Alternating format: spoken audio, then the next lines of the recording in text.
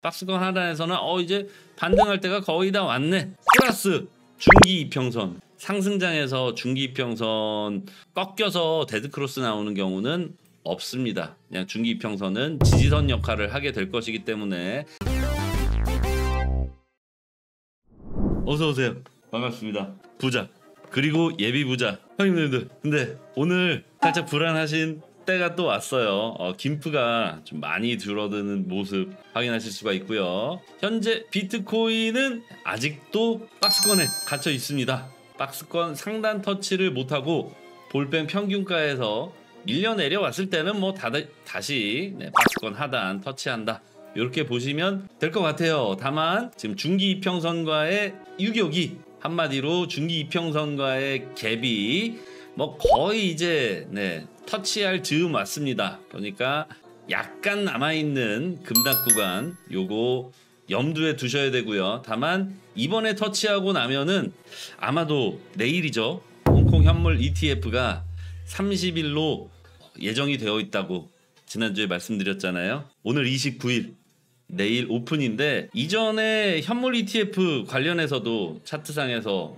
말씀을 드린 바 있지만은, 자, 현물 ETF 승인일이 올해 1월 10일입니다. 이건 월가의 현물 ETF였죠. 승인되고 나서 한동안은 사람들의 현물 ETF 승인됐을 때 팔걸, 이럴걸 저럴걸 말들이 많다가 개미들 다 털리고 나서 결국에는 새로운 출발을 했습니다. 역시나 사람들의 학습 효과는 없나 봐요. 하긴 뭐 그도 그럴 것이, 여러분 이 코인 시장이 아직도 성장 중이고 아직도 갈 길이 멉니다마는 돈을 못 버는 사람들이 항상 있습니다. 그 사람들이 이런 근거 없는 낭설들에 휘둘려서 그냥 팔고 시장을 떠날 때 대상승이 시작된다는 거, 여러분들은 역사를 통해서 이미 공부를 하셨겠죠. 그렇다면 지금 현재 홍콩 현물 ETF를, 정확하게는 홍콩 현물 ETF 판매를 앞두고 있는 현재 똑같은 현상이 보여지고 있습니다. 그죠? 아마도 올 1월 달에 현물 ETF 별거 없네, 현물 ETF 때 팔았어야지, 이런 생각을 하던 사람들은 아무런 배움이 없는 것 같습니다. 제가 최근에 통계를 보니까 약 우리 휴먼, 우리가 살아가는 세상에서 약 13.5%가 아무런 학습 효과를 가질 수 없는, 그러니까 학습 효과를 기대할 수 없는, 지능이 떨어지는 13.5%가 우리 주변에 늘 있다고 합니다. 그러니까 10명 중에는 1명이 넘는 거고요. 100명 중에 13명이 넘게 학습 효과가 전혀 없는, 그러니까 이 사람들은 뭐 배움의 어떤 이런 것들을 기대할 수 없는, 한마디로 투자자로서는 뭐 거의 영원히 부자가 될 수 없는 13.5%가 또다시 던질 것으로 추정이 됩니다. 뭐 그러든지 말든지 학습 효과가 없다라고 제가 말씀드렸잖아요. 학습 효과가 없는 사람들을 뭐 어떻게 부자로 만들겠습니까? 누가 부자로 만들 수 있겠습니까? 일찌감치 포기하겠습니다.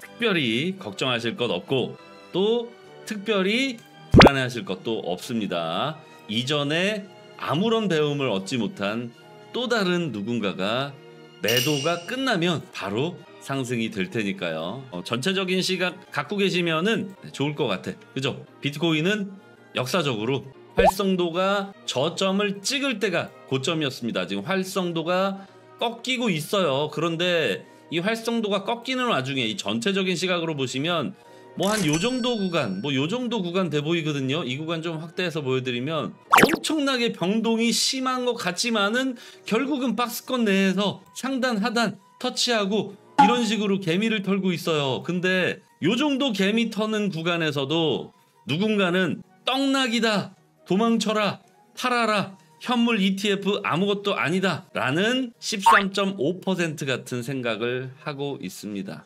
그 13.5%를 우리나라 말로 표현하면 경계선 지능이라고 한대요. 똑같은 인간이지만 아무런 배움의 효과, 학습의 효과를 기대할 수 없는, 투자자로서는 거의 뭐 빵점에 가까운 사람들이죠. 이 사람들이 다 팔고 나면 떠나갈 건데, 오늘은 그래도 우리가 알고 있어야 되는 소식이 하나 있어요. 드디어 마운트곡스 청산일이 10월 이전으로 다들 알고 계시잖아요. 최근 들어서 이제 청산 메시지가 좀 오다 보니까는 사람들이 불안불안해하고 있는 것 같습니다. 역사적으로 이렇게 사람들의 공포가 남아있을 때는 최고점이 아니었어요. 여러분 21년도 최고점 기억하십니까? 21년 불장 또는 2017년 불장 기억하십니까? 지금이 진정한 불장이고 지금이 그 불장의 끝을 의미한다면 지금 사람들이 이렇게 불안해하는 마음은 설명이 되지 않습니다. 항상 최고점에서는 안전하다, 불안해하지 말라는 이런 인식들이 대중에 퍼져 있어요. 이 예전에 좀 유행했던 그 표현들을 보면 시장통에서 유모차에 강아지 태우고 오시는 할머니가 업비트 차트를 보고 있을 때는 팔 때다 우스갯소리가 좀 있었는데 요즘 보시면 어떻습니까? 대부분의 대중들이 공포를 느끼고 있습니다.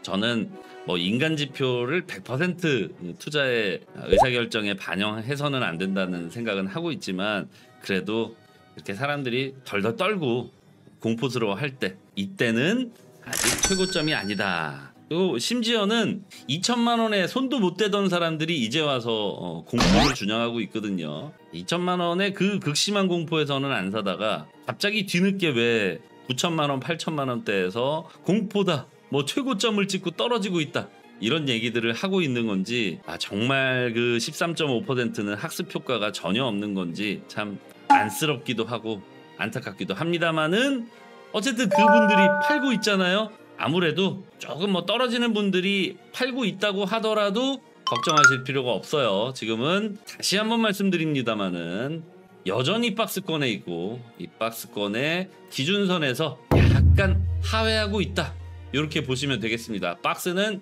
이렇게 형성이 되어 있어요. 그러니까 박스권 하단에서 불안해할 게 아니라 박스권 하단에서는 이제 반등할 때가 거의 다 왔네. 플러스 중기 이평선 상승장에서 중기 이평선 꺾여서 데드크로스 나오는 경우는 없습니다. 그냥 중기 이평선은 지지선 역할을 하게 될 것이기 때문에 박스권 하단과 중기 이평선의 갭이 이제 얼마 안 남은 상태니까 즉 뭐 할 만큼 했다, 내릴 만큼 내렸다 이렇게 보시면 되겠습니다.